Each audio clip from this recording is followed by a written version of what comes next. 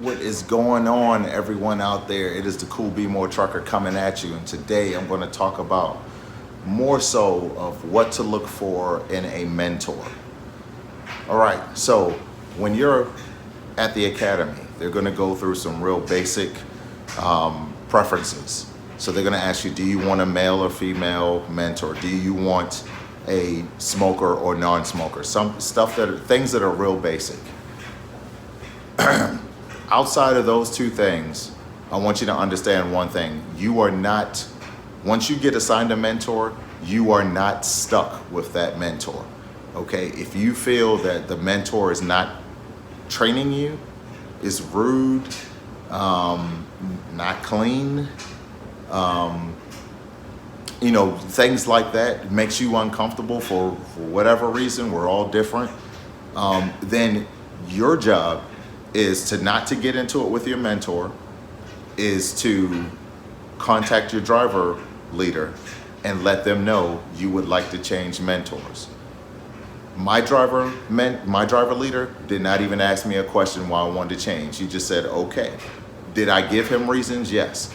But he didn't ask. He just said, got you, no problem. I'll get you a new mentor. Now, I will say this about my first mentor. As I said in the previous video, he was not willing. I won't say I didn't learn anything from him, because he did show me some things. I want to make that clear. But just overall in general, he was not a trainer type person. He was a doer. And I say this, and as I talk to other people who've gone through the mentorship program, they've told me the differences between a company mentor, a company driver mentor, or a owner-operator mentor. And I'm not saying that everyone is the same, but what I'm saying in my case is this gentleman just wanted to, again, run. And that's your job, running, hooking, and booking, right? I get that. But if you're being paid extra to be a mentor, then as a military instructor myself who understands what training should look like, I feel that you, and who doesn't get paid extra for being a military instructor, I feel that you should be putting that extra effort into making sure that when I come off your truck, I'm a successful student. Now, I'm going to tell you this. I was only on my mentor truck 3 days, my first one, 3 days. And I was done with him. And I'll say this because I was in a yard doing some backing. We're dropping a trailer. And I was feeling a little on edge because it was a very tight parking space getting in between these two trailers. And there were, I know what some people were going to say, hey, well, why didn't you look for another spot? Well, every spot on the lot was tight, and there was only 3 spots in this particular lot. So I chose the lesser of 3 evils, and I went to park there. All right, and it was very tight, and so he came out and he started giving me direction. The problem is that it got to a point to when he was giving me direction, I couldn't hear nor see him. So I did the safest thing and stopped the truck. And when I stopped the truck, he came barreling up and like, why did you stop the truck? Well, 1, I can't see you.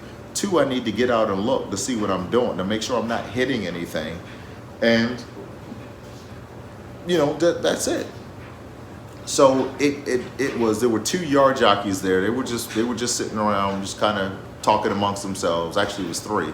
They were talking amongst themselves, and they watched him and I basically go at it. And I just told him, I was like, look, man, I'm not trying to argue with you or anything. I'm here to get what you have. Your experience, your knowledge is what I'm trying to get. So that'll make me a better driver in the long run.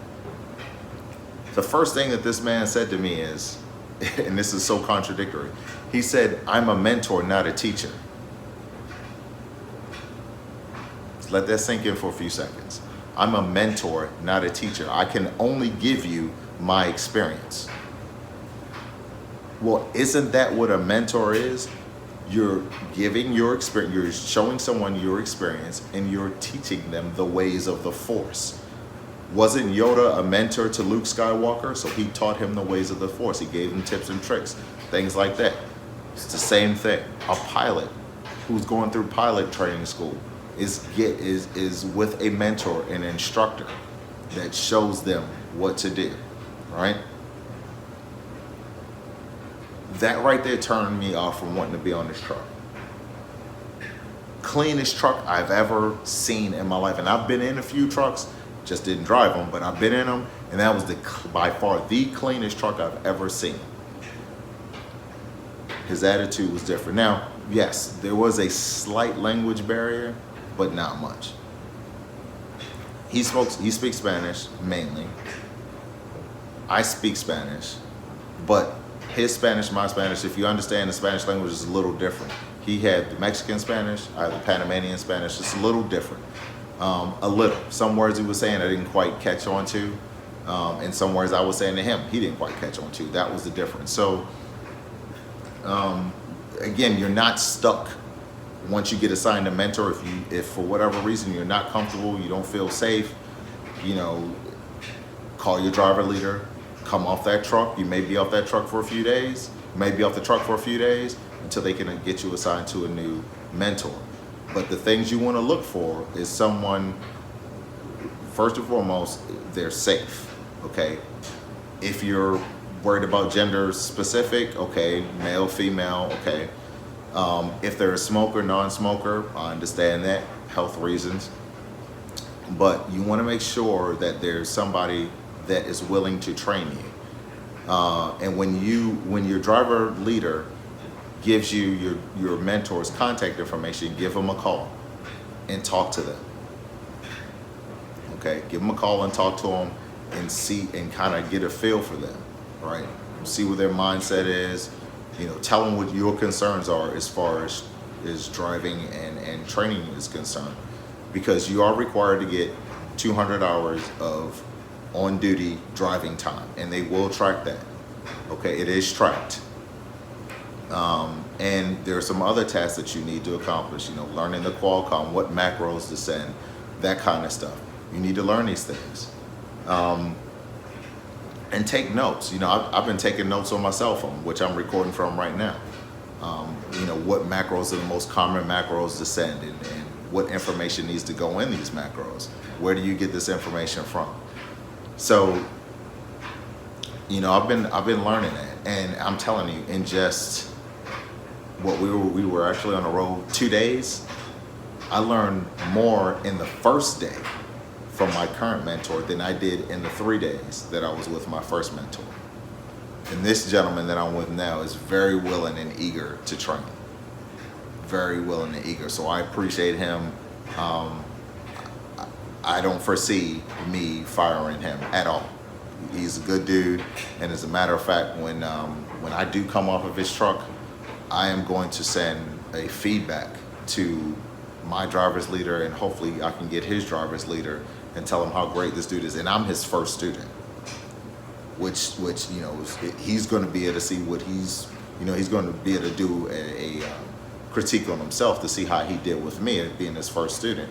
So we're both kind of learning as we go along. The dude's great. So I have all the confidence in the world that I'm going to be trained the right way, and I'm going to learn those things that I need to learn to be a successful truck driver. So with that being said, I'm going to end this video. Again, remember, you are not stuck with your mentor. I have a classmate who's gone through, I think she went through 3 or 4 mentors. It just is what it is. Like I said, you're not stuck. So don't feel that you are. Just go ahead and make sure you communicate with your driver leader. All right? So with that being said, I'm the Cool B More Trucker, signing out. I'll talk to y'all later.